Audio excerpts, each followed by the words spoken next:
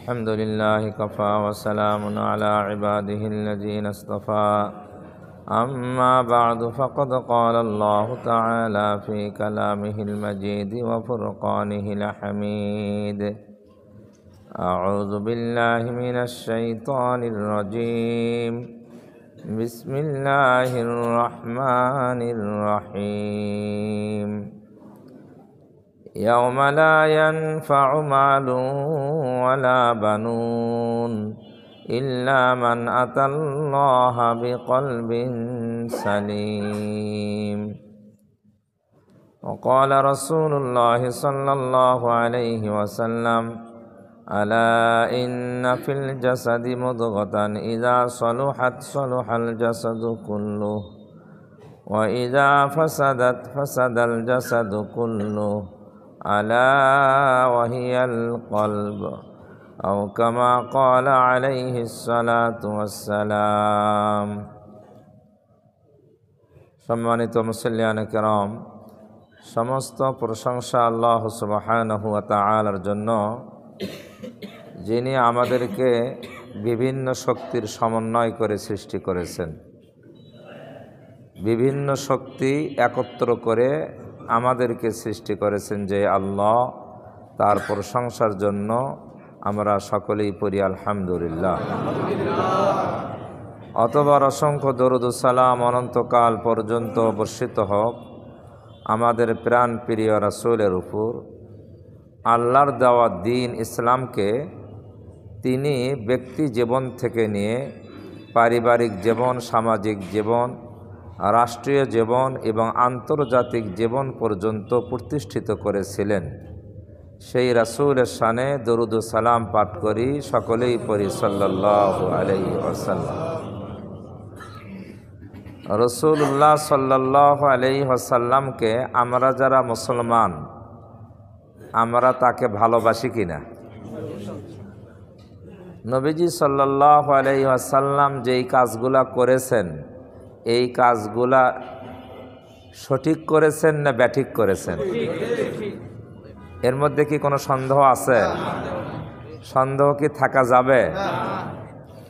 রাসূলুল্লাহ সাল্লাল্লাহু আলাইহি ওয়াসাল্লামের তার পুরা জীবনের 23 বছরের নবুয়তি জীবনের যে যত কাজ নবীজি করেছেন, সমস্ত কাজগুলা আল্লাহর হুকুমেই করেছেন নাকি? এটা আল্লাহ তাআলা নিজেই বলেছেন যে আমার রসুল আমার আদেশ ছাড়া কোনো কাজ করেননি। তাহলে যত কাজ করেছেন সব কাজগুলা আল্লাহর রসুল সাল্লাল্লাহু আলাইহি ওয়াসাল্লাম আল্লাহর আদেশ প্রাপ্ত হয়ে করেছেন এবং সমস্ত কাজগুলা সঠিক করেছেন। এবং যেই কাজগুলা করেছেন, এই কাজগুলার মাধ্যমে মানব জাতিকে দুনিয়াতে শান্তি, আখিরাতে মুক্তির জন্যই করেছেন।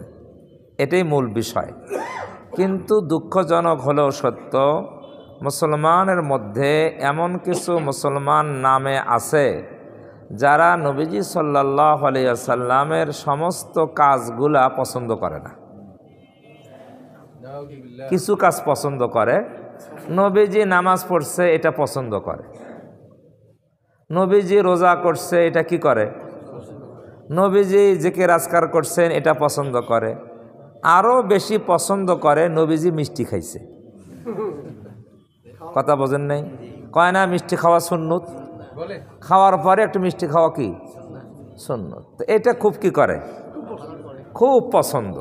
নামাজ পড়ুক আর না পড়ুক, রোজা করুক আর না করুক, নবীজি মিষ্টি খাইছেন, এটা কি করে?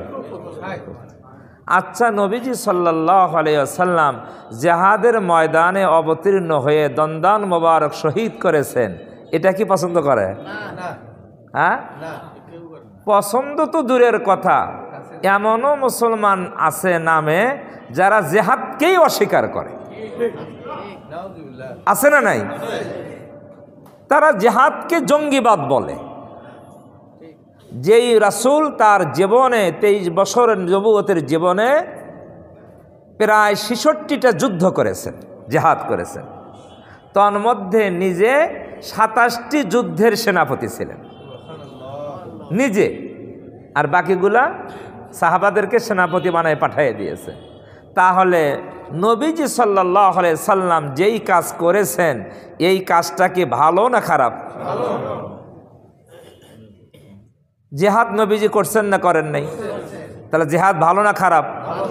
এখন যদি কোনো মুসলমান মনে করে, বিশ্বাস করে অন্তরে, মুখে যদি নাও বলে, অন্তরে যদি বিশ্বাস করে জিহাদ এটা জঙ্গিবাদ, জিহাদ এটা সন্ত্রাসী কাজ, জিহাদ করা ভালো নয়, তাহলে এই কথাটা কোথায় গেল? নবী যে জিহাদ করেছেন এটা অন্যায় করেছেন, ওখানে গেল কি না? তাহলে ওখানে গেলে কি তার ঈমান থাকে? এক, এরকম বহু উদাহরণ আছে, সব উদাহরণ দেওয়া যাবে না, সময় নেই। অন্য বিষয়ে কথা বলবো। কোরআন শরীফের একটা আয়াত বলছি, একটা হাদিস বলছি। আজকে খুতবাতে ওই বিষয়টি আলোচনা করা হয়েছে। নবীজি সাল্লাল্লাহু আলাইহি ওয়াসাল্লাম মাদানী জিন্দেগিতে ইসলামী রাষ্ট্র পরিচালনা করেছেন। এটা কি আপনারা জানেন? সবাই জানেন? জানেন না? ইন্না লিল্লাহি ওয়া ইন্না ইলাইহি রাজিউন। নবীজি সাল্লাল্লাহু আলাইহি ওয়াসাল্লাম মদিনায় 10 বছর ইসলামী রাষ্ট্র পরিচালনা করেছেন। ইসলামী রাষ্ট্রের কি ছিলেন? প্রধান ছিলেন।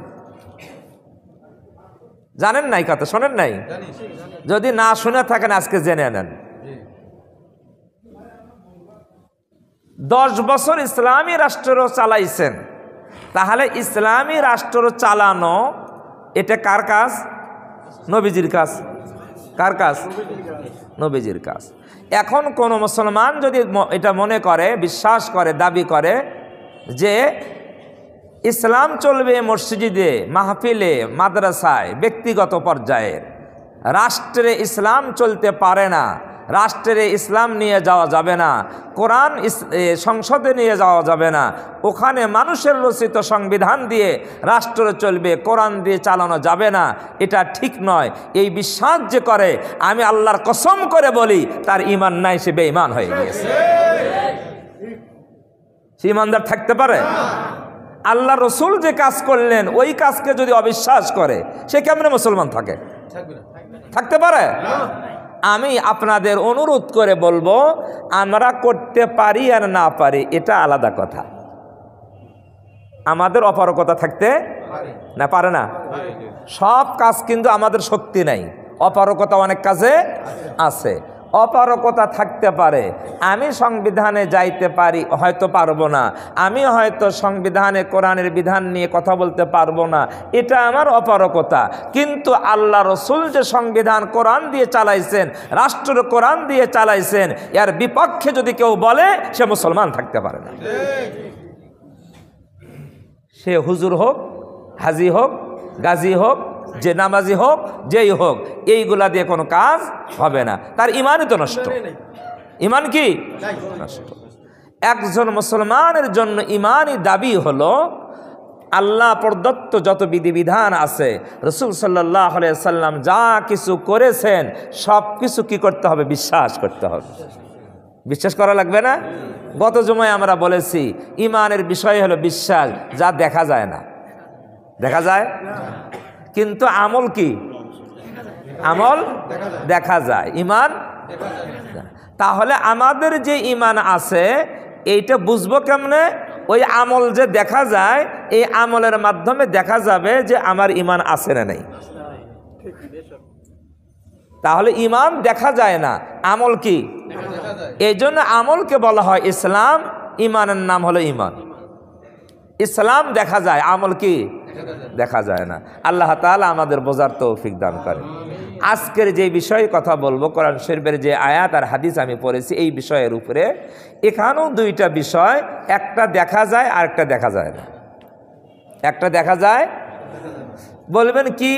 যে আমাদের যে অঙ্গ প্রত্যঙ্গ আছে, যে দেহ আছে, শরীর আছে, এটা দেখা যায় না? যায় না? হ্যাঁ, মাথার থেকে পা পর্যন্ত যত অঙ্গ প্রত্যঙ্গ সব দেখা যায় কি যায় না? মাথা, চোখ, কান, নাক, মুখ, হাত, পা, দেহ সব দেখা যায়, যায় কি না? অঙ্গ প্রত্যঙ্গ সব দেখা যায়। যেই অঙ্গ প্রত্যঙ্গ দেখা যায় এগুলাকে আমরা বাহ্যিক শরীরের অঙ্গ প্রত্যঙ্গ বলি, বাহ্যিক শরীরের অঙ্গ প্রত্যঙ্গ বলি। আবার আরেকটা জিনিস আমাদের এই শরীরের মধ্যে আছে, যেটা কি দেখা যায় না। এই দেখা যায় না, এইটা কয়েকটা জিনিস আছে শরীরের মধ্যে। তার মধ্যে একটা হলো রূহ। এই রূহ আমরা বাংলায় যেটাকে বলি প্রাণ, আত্মা, এটা কি দেখা যায়? যায়? যায় না। অনুভব করা যায়? করা যায় না। অনুভব করা যায়? করা যায় না? করা যায়। অনুভব করা যায়, দেখা এটা সহজ উদাহরণ। অনুভব কিভাবে করা যায়? যে আমরা যে আমাদের ভেতরে যে আত্মা, রূহ, প্রাণ আছে, এই জন্য আমরা কথা বলতেছি, শুনতেছি, নড়াচড়া করতেছি, তাই নয়? এটাই প্রমাণ করে আমার ভেতরে কি আছে? আত্মা, রূহ আছে। আর রূহ যখন বের হয়ে যায় তখন কি এগুলার চলে?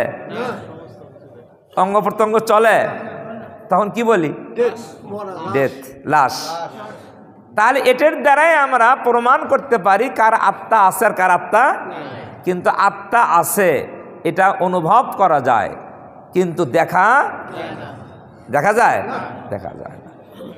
শরীরের মধ্যে আরেকটা জিনিস আছে। আজকের যেই আয়াত এবং হাদিসের মধ্যে শব্দটা ব্যবহার করা হয়েছে, এটাকে বলা হয়েছে কলব। কলব, কলব এটা বাংলায় বলা হয় অন্তর। বাংলায় কি বলা হয়? এটা দেখা যায়?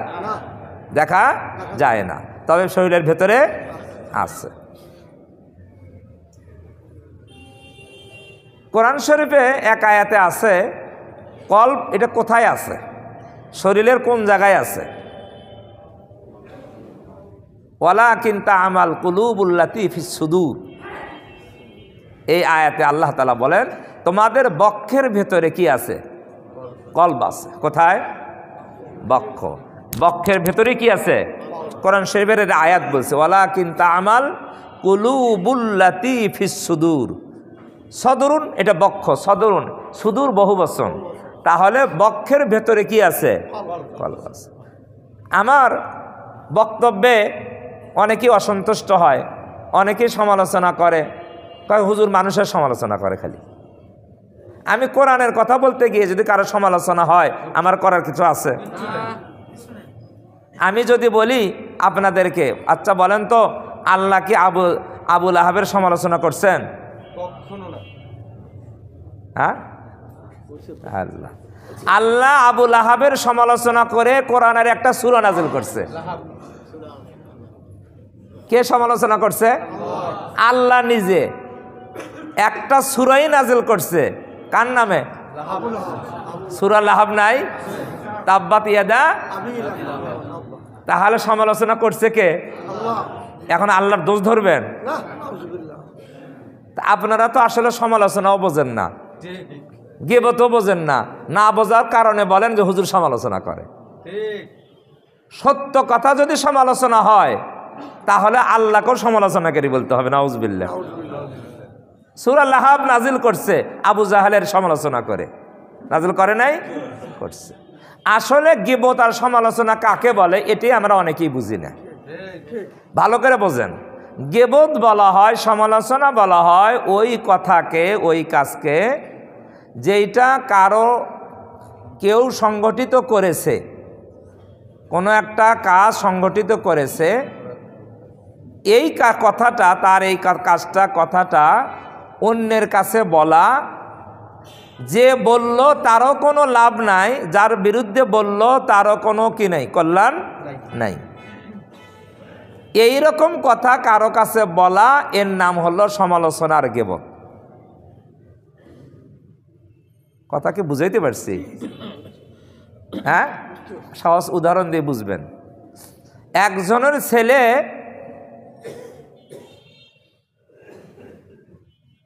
নেশাখোর,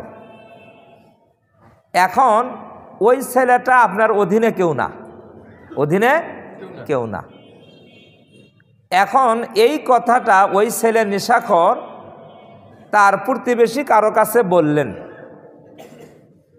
কি জন্য বললেন? ওই প্রতিবেশী তাকে শাসন করতে পারবে না, তাকে সংশোধন করতে পারবে, কি জন্য বলছেন? যে সে এই অপরাধ করে, এই অপরাধ তার কাছে বললে ওই ব্যক্তি তার উপরে ঘৃণা সৃষ্টি হবে, তাকে মন্দ ভাববে। কথা বোঝেন নাই? তার উপরে ঘৃণা সৃষ্টি হবে, মন্দ ভাববে। এখন এই কারো প্রতি ঘৃণা মন্দ সৃষ্টি হোক, এইরকম ব্যক্তির কাছে কারো অপরাধের কাছে বলা, এর নাম হলো গীবত। এর নাম কি? এর নাম সমালোচনা। কিন্তু ওই কাজটার কথাই যদি তার বাবাকে বলেন, বাবাকে বলেন, কি হবে না? কেন বলবেন বাবাকে? যে আপনার ছেলে এই খারাপ কাজ করে, আপনি কি করেন? সংশোধন করেন। তাহলে ওই কথাটাই বাবাকে বললে কি হবে না? এটা হবে সংশোধনের নিয়তে আপনি কথা বলছেন। এই অপরাধের কথা যদি প্রশাসনকে বলেন, গীবত হবে না। প্রশাসন আইনের মাধ্যমে ব্যবস্থা নিবে। এটা কি নয়? যদি দোষের কথা কাউকে বললেই গীবত হয়, তাহলে তো কোর্ট কাছারি একটাও রাখা যাবে না। কোর্ট কাছারি তো মানুষের বিরুদ্ধে সব অভিযোগ, নাকি? সমস্ত অভিযোগ কোর্ট কাছারিতে কার বিরুদ্ধে? কারো বিরুদ্ধে যদি কিছু বললেই গীবত হয়, তাহলে কোর্ট কাছারি সব বন্ধ করে দেওয়া লাগবে। কথা বুঝছেন না বোঝেন নাই? তাহলে কোর্ট কাছারিতে অভিযোগ দেওয়া কেন হয়? সংশোধনের জন্য। কিসের জন্য? এটা গীবত নয়। এটা একটা দিক।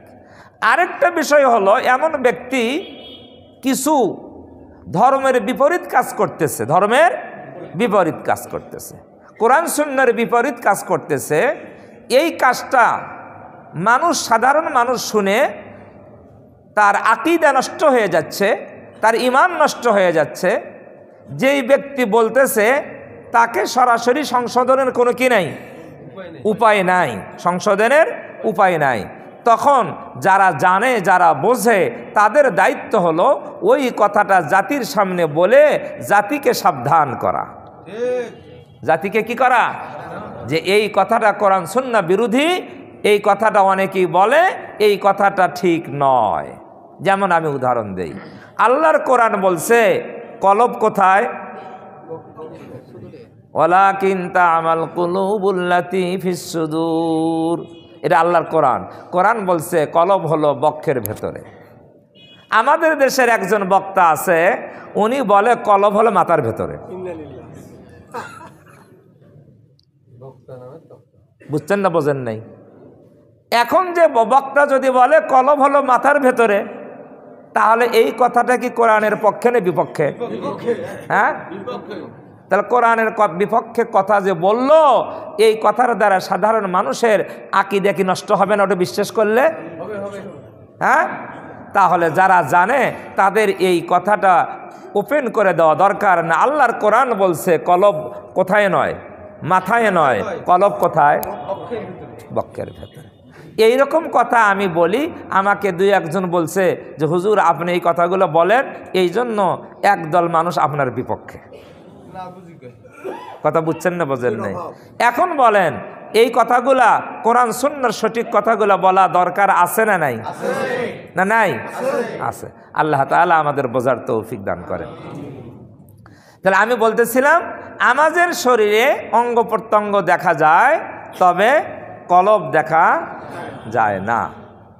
আমাদের অঙ্গ প্রত্যঙ্গ দেখা যায়, তবে রূহ দেখা যায় না। আমাদের অঙ্গ প্রত্যঙ্গ দেখা যায়, নফসও দেখা যায় না। নফস এটাও কোরআনের শব্দ, এটাও আমাদের মানুষের ভেতরে আছে, কিন্তু এগুলো দেখা যায় না। এগুলা মেডিকেল সায়েন্সের যে যত উন্নত হোক না কেন, এই যে তিনটা শব্দ বললাম, রূহ, নফস, কলব, এগুলা কি কোনো যন্ত্রের দ্বারা ধরা পড়বে? পরীক্ষা নিরীক্ষায় পড়বে? এই মেশিন কি বের হয়েছে? হ্যাঁ, এই মেশিন কি কোনোদিন বের হওয়ার সম্ভাবনা আছে? আমার তো মনে হয় নাই। এই জন্য আমাদেরকে খুব ভালো করে বুঝতে হবে ইসলামের বিষয়টা, যে কোনো জিনিস যদি আমাদের যেই সমস্ত শক্তি আছে, এই শক্তির দ্বারায় আমরা আয়ত্ত করতে না পারি, তাহলে সেই বিষয়টাকে অস্বীকার করা যাবে না।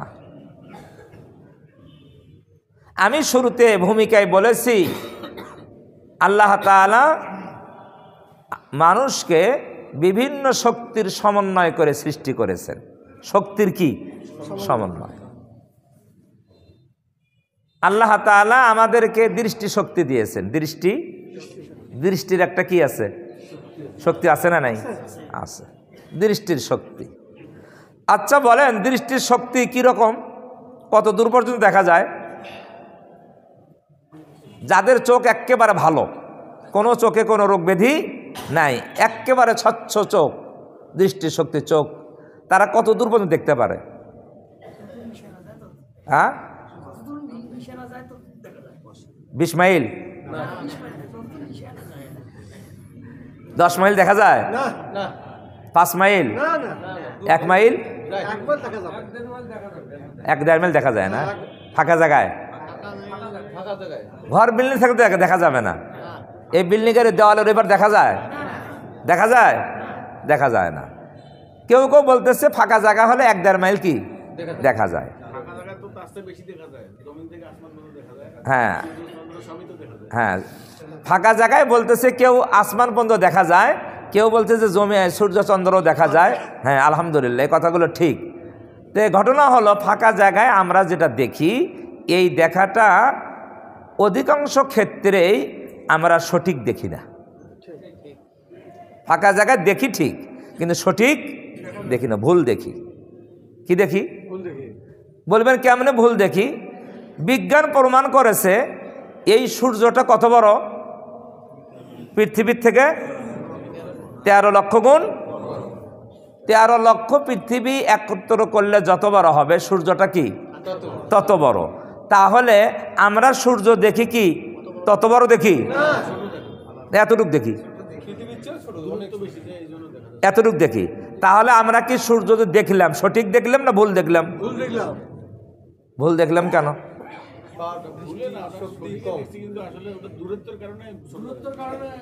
দূরত্বের কারণে তো সঠিক দেখলাম না, ভুল দেখলাম। সূর্যটা 13 লক্ষ গুণ পৃথিবীর চেয়ে বড়, দেখলাম এতটুকু প্লেটের মতন। তাহলে এটা কি সঠিক দেখা হলো না ভুল দেখা হলো? তাহলে দৃষ্টি, আমার যে দৃষ্টির যে সীমা, এটার নির্দিষ্ট একটা সীমারেখা আছে। এই সীমারেখার মধ্যে যদি আপনি দেখেন তাহলে সঠিক দেখতে পারবেন। ওই যে মাজারের সাথে একটা লেখা আছে, সবাই একটু তাকান তো পূর্ব দিকে, লেখা আছে না? পড়েন তো, দেখলি কেউ যাবে? দেখতেছি তো, এখানে দেখতেছি লেখা দেখা যায়। ওটা কাছে যাওয়া লাগবে। ওইটা দেখার জন্য নির্দিষ্ট একটা দূরত্বের ভেতরে যেতে হবে।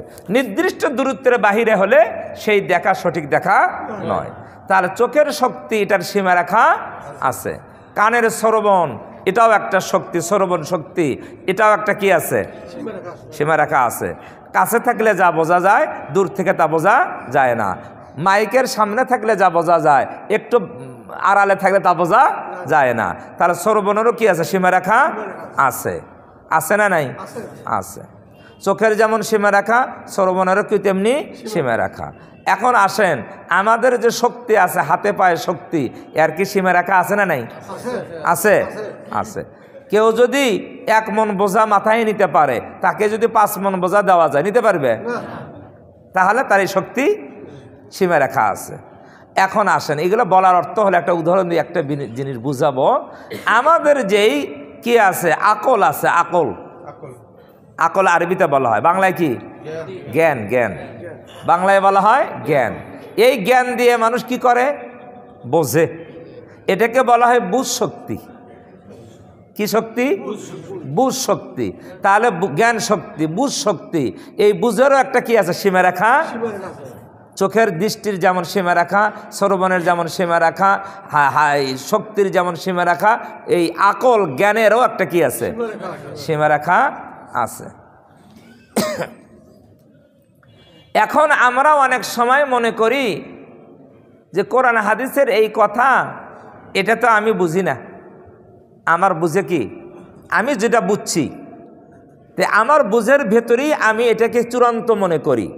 চূড়ান্ত মনে করি, কিন্তু আমার বুঝটা যে সীমিত, বুঝটা কি এই কথাটা আমাদের মাথায় নেই। মাথায় আমার বুঝ কি সীমিত, এই কথাটা আমার মাথায় নাই, না থাকার কারণে কোরআন হাদিসের অনেক বিষয় আমরা অস্বীকার করি। কথাটা বুঝতে পারছেন না পারেন নাই? 2 মাইল দূরে এখান থেকে যদি একটা মানুষ দাঁড়িয়ে থাকে 2 মাইল ফাঁকা জায়গায়, ওই মানুষটাকে যথার্থ দেখতে পাবেন? হ্যাঁ, যদিও দেখেন তারপরও পুরোপুরি চিনতে পারবেন? চেনার কোনো উপায় নাই।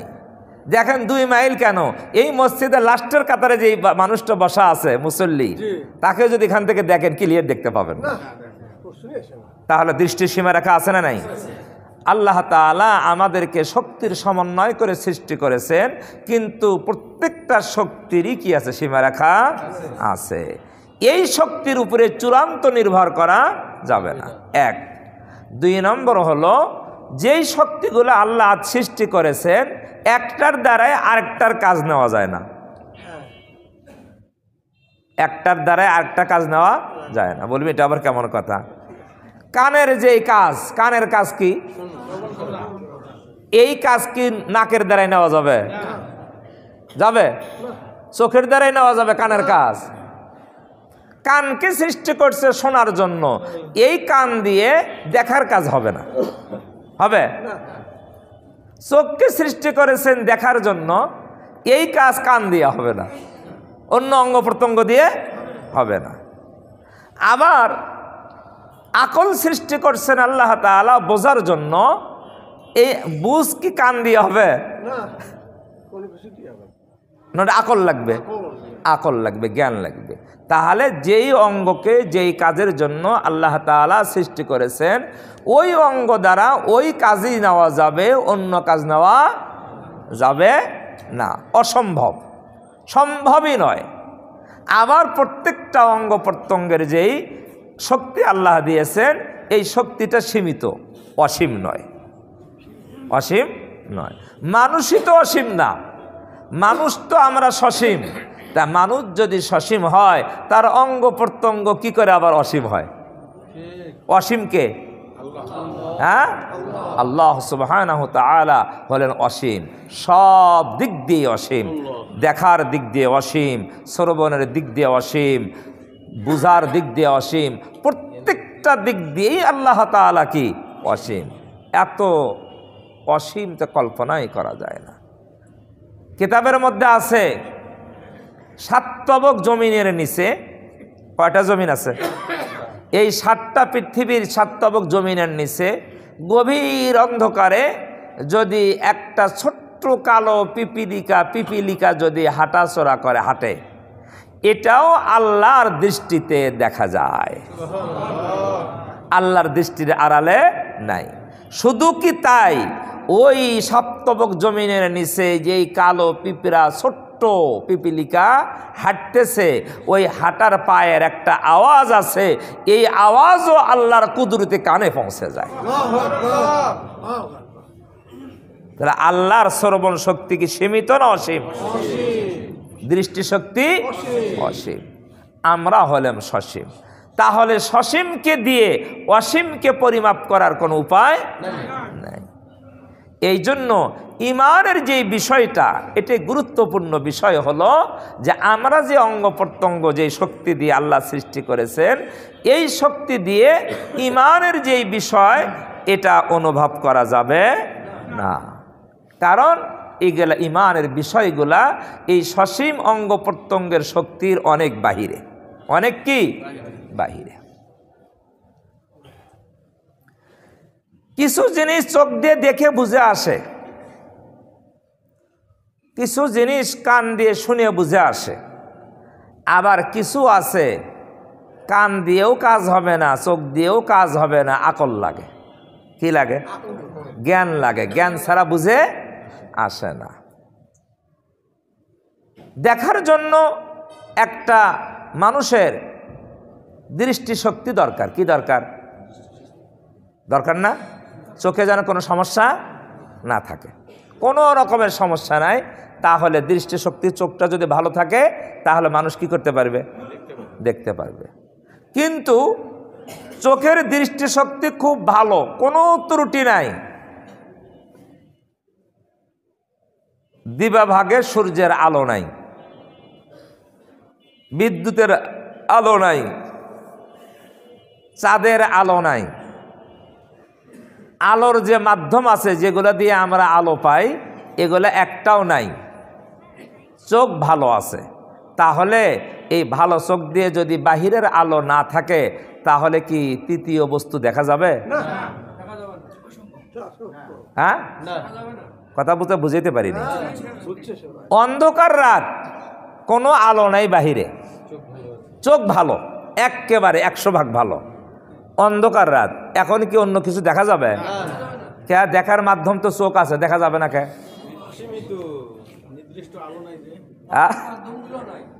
কথা বুঝছেন না, বোঝেন নাই?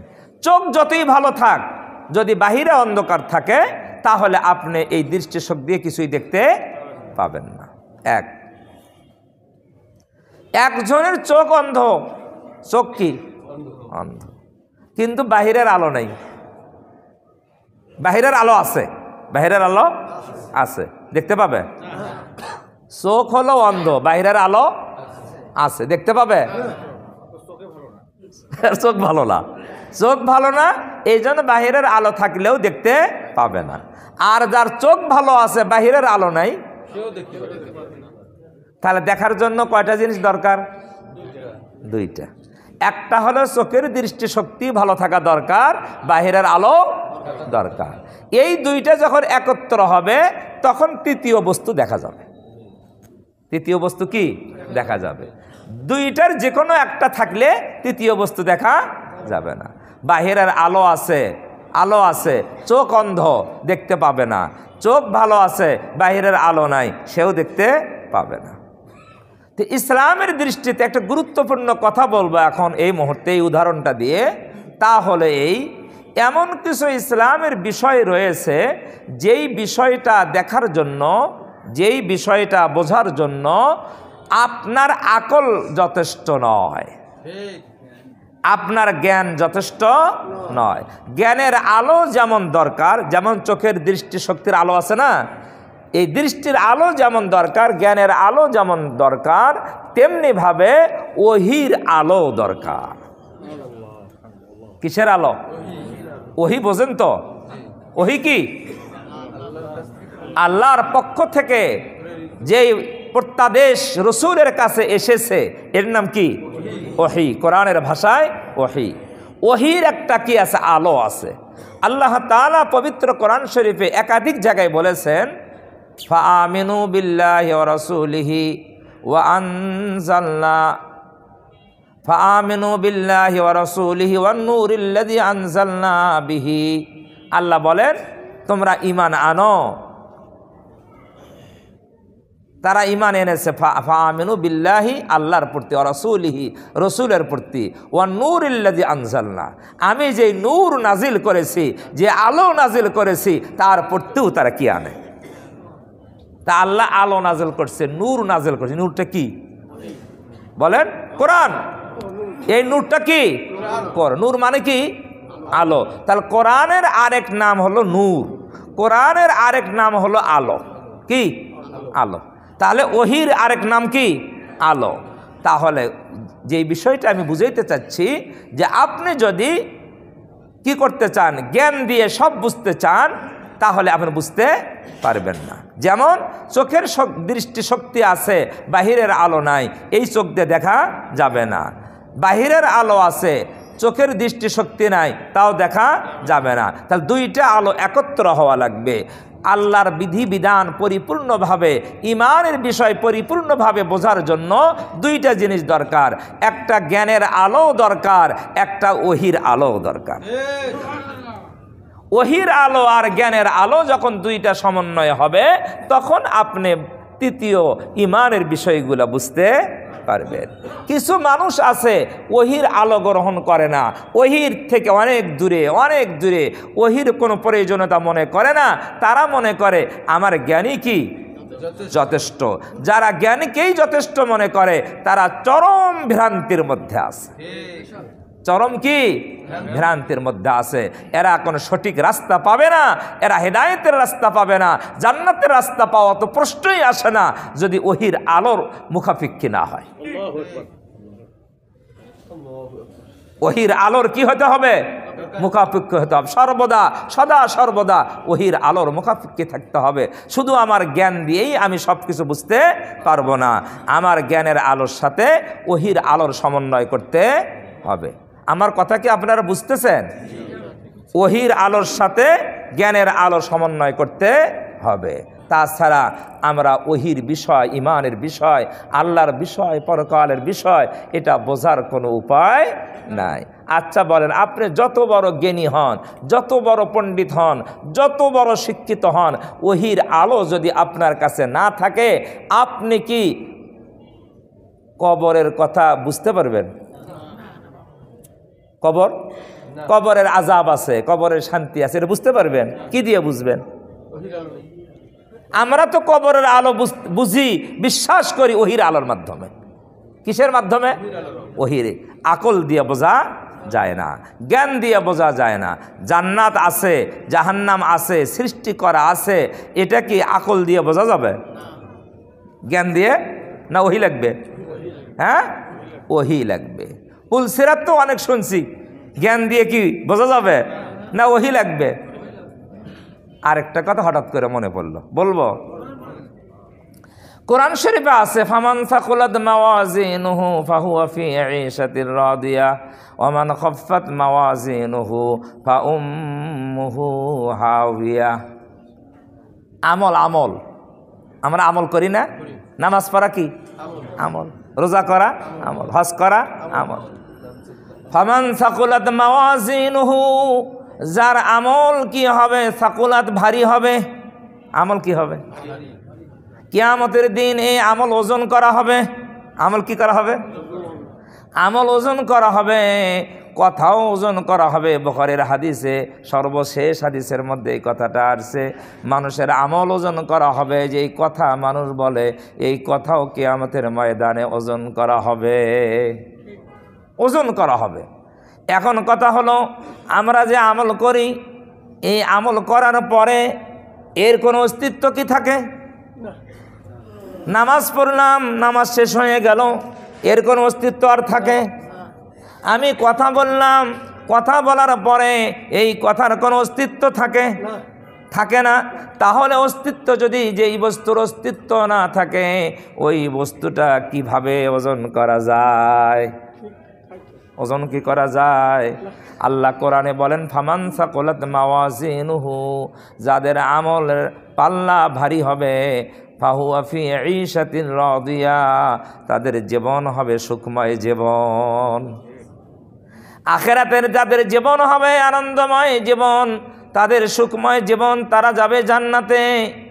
ওয়ামান খাফফাত মাওয়াজিনুহু ফাউম্মুহু হাওিয়া, যাদের আমলের পাল্লা হালকা হবে, তাদের ঠিকানা হবে হাওিয়া। হাওিয়া একটা জাহান্নামের নাম।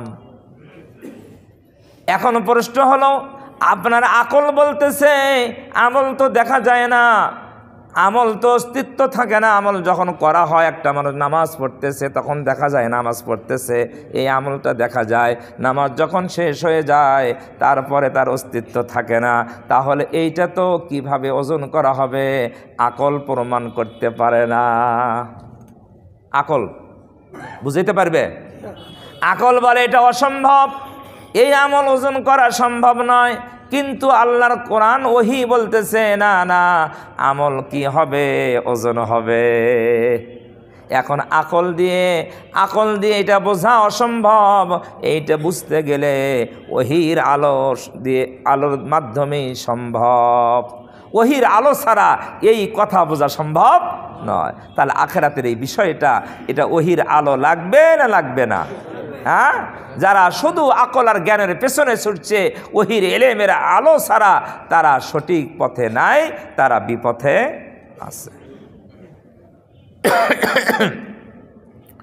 এই জন্য ইমাম বুখারী রহমাতুল্লাহ আলাইহি বুখারী শরীফ শুরু করেছিলেন নিয়তের হাদিস দিয়ে। কিসের হাদিস? প্রথম হাদিস ইন্নামাল আমালু বিন্নিয়াত, মানুষের আমলের সব নির্ভর করে নিয়তের উপর। নিয়ত যদি কি হয়, আল্লাহর জন্য হয়, তাহলে তার আমলটা কি হবে, সওয়াব পাবে। আর নিয়ত যদি আল্লাহর সন্তুষ্টির জন্য হয়, আমল যতই ছোট হোক না কেন ওই আমলের প্রতিদান তাকে দেওয়া হবে।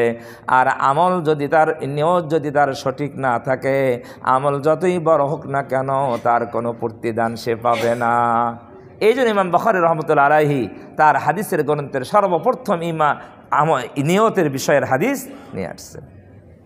এরপরে ইমাম বুখারী রহমতুল্লাহ আলাইহি ওহির আলোচনা করছেন। ওহির আলোচনা, কারণ উনি বুঝাইতে চেয়েছেন শুধু আকল আর জ্ঞান দিয়ে বোঝা সম্ভব নয়, ওহির এলেমের আলো দরকার। ওহির কি দরকার? আলো দরকার। এই জন্য উনি ওহির ওই এলেমের কথা নিয়ে আসছেন, এলেমে ওহির কথা, বাদুল ওহি, ওহির কথা নিয়ে আসছেন, ওহির অধ্যায় উনি নিয়ে আসছেন। শেষে নিয়ে এসে উনি এই হাদিস নিয়ে আসছেন যে ওজন আমল কি করা হবে, ওজন করা হবে, আমল ওজন করা হবে। তাহলে উনি বুঝাইতে চাচ্ছেন যে নিয়ত সঠিক থাকতে হবে, এর সাথে সাথে ওহির আলো সাথে রাখতে হবে, ওহির আলোর সহযোগিতা নিতে হবে। তাহলে আমরা এই যে শেষের যে হাদিস ওজন যে আমল হবে, তখন এটা আমরা বুঝতে পারবো। আর ওহির ইলমের যদি আলো না থাকে, তাহলে ওজন পরিমাপ করা, আমল পরিমাপ করা, এটা আমার বোধগম্য হবে না। আকল আমাকে এটা পরিষ্কার করে বুঝাইতে পারবে না। এই জন্য ওহির এলেম ছাড়া আমাদের সঠিক তথ্য জানা, আল্লাহকে বোঝা, রসুলকে বোঝা, আখিরাতকে বোঝা কোনোভাবেই সম্ভব নয়। আমার মূল আলোচনা আজকের হলো যে আমাদের কলব দেখা যায় না, তবে অনুভব করা যায়। কলব কি? কলব এমন এক শক্তি, নবীজি বলেন প্রত্যেক মানুষের ভেতরে একটি গোস্তের টুকরা আছে। হাদিসের অর্থ, আলা ইন্না ফিল জাসাদে মুদগাতান, প্রত্যেকটা মানুষের শরীরে একটা গোস্তের টুকরা আছে। ইদা সলুহাত সলুহাল জাসাদু কুল্লু, যখন ওই গোস্তের টুকরাটা সংশোধন হয়ে যাবে, সুস্থ থাকবে, ভালো থাকবে, তাহলে পুরা দেহ ভালো হয়ে যাবে। বলবেন হুজুর বুঝলাম না, ওই এটাকে বলা হয় কলব, হাদিসের শেষে আছে এই গোস্তের টুকরাকে বলা হয়েছে কলব। এই কলব যদি ভালো হয়ে যায়, সুস্থ হয়ে যায়, পুরা দেহ ভালো হয়ে যাবে। এর অর্থ কি? এর অর্থ হলো কলব যদি সুস্থ থাকে, কলব যদি স্বচ্ছ থাকে, আল্লাহর ভয় যদি কলবে থাকে, পরিষ্কার থাকে যদি কলব, তাহলে তার অন্য অঙ্গ প্রত্যঙ্গ সঠিক হয়ে যাবে। বলবেন কেমনে সঠিক হবে? তার দেখাটা সঠিক দেখা দেখবে, তার এই দৃষ্টি শক্তি দিয়ে সে আল্লাহর নিষিদ্ধ জিনিস কোনোদিন দেখবে না। আল্লাহর নিষিদ্ধ জিনিস, আল্লাহ যা দেখতে নিষেধ করেছেন তা দেখবে না, যেহেতু তার কলব ঠিক, তার এই দৃষ্টি শক্তি তখন ঠিক হয়ে যাবে। যখন তার কলব ঠিক, তার শ্রবণ শক্তি ঠিক হয়ে যাবে, আল্লাহর নিষিদ্ধ কথা সে শুনবে না, তার ভালো কথা শুনবে, কোরআন হাদিস শুনবে, ভালো কথা শুনবে, সত্য কথা শুনবে। তার শোনা কি হয়ে যাবে? ঠিক হয়ে যাবে। তার হাতের ধরা ঠিক হয়ে যাবে, পায়ের চলা ঠিক হয়ে যাবে। তার এই যে আকল যে রয়েছে, এই আকল, এই বুঝ, এই জ্ঞানের বুঝ ঠিক হয়ে যাবে যদি তার অন্তর, তার কলব যদি ঠিক হয়ে যায়। পক্ষান্তরে নবীজি বলেন ওয়াইদা ফাসাদাত ফাসাদাল জাসাদু কুল্লু, যদি তার ওই কলব অন্তর যদি নষ্ট হয়ে যায়, রোগে আক্রান্ত যদি হয়ে যায়, তাহলে তার অঙ্গ প্রত্যঙ্গ সব নষ্ট হয়ে যাবে। তার দেখা ঠিক থাকবে না, তার ধরা ঠিক থাকবে না, তার বুঝ ঠিক থাকবে না, তার শোনা ঠিক থাকবে না। সমস্ত অঙ্গ প্রত্যঙ্গ ওই কলবের অধীন। কলব যদি নষ্ট হয়ে যায়, সমস্ত অঙ্গ প্রত্যঙ্গ নষ্ট হয়ে যাবে, সব নষ্ট হয়ে যাবে। যদি কলব যদি কি হয়ে যায়, নষ্ট হয়ে যায়। নবীজি সাল্লাল্লাহু আলাইহি সাল্লাম এর পরে বলেন আলা ওয়াহিয়াল কলব, যেই গোস্তের টুকরার কথা বললাম এটা হলো কলব। আমি আগেই বলেছি এটা বক্ষের ভেতরে আছে। কোরআন শরীফের আয়াত বলেছি ইয়াউমা লা ইয়ানফাউ মালুন ওয়ালা বানুন, কিয়ামতের দিন যখন কায়েম হবে তখন আমাদের ধন সম্পদ কোনো উপকারে আসবে না, আমাদের সন্তান সন্ততি কোনো উপকারে আসবে না। ইল্লা মান আতাল্লাহা বিকলবিন সালিম। এখানেও কলবের কথা, কলবের কথা কোরআন শরীফে বহু জায়গায় বলা হয়েছে। বিকলবিন সালিম, কিয়ামতের দিন কলবে সালিম মানুষের কি আসবে? উপকারে আসবে। কলবে সালিম কি? কলবে সালিম হলো সুস্থ কলব, পরিচ্ছন্ন কলব। এই পরিচ্ছন্ন কলব অর্জন করতে হবে। এমনি এমনি আমাদের কলব পরিচ্ছন্ন কলবে সালিম হবে না। কলবে সালিম বানানোর জন্য আমাদেরকে পরিশ্রম করে মেহনত করে কলবে সালিম আমাদেরকে বানাইতে হবে। যদি বানাইতে পারি তাহলে কিয়ামতের দিন আমার উপকারে আসবে। যদি বানাইতে পারি আমার অঙ্গ প্রত্যঙ্গ তার ব্যবহার সঠিক হয়ে যাবে।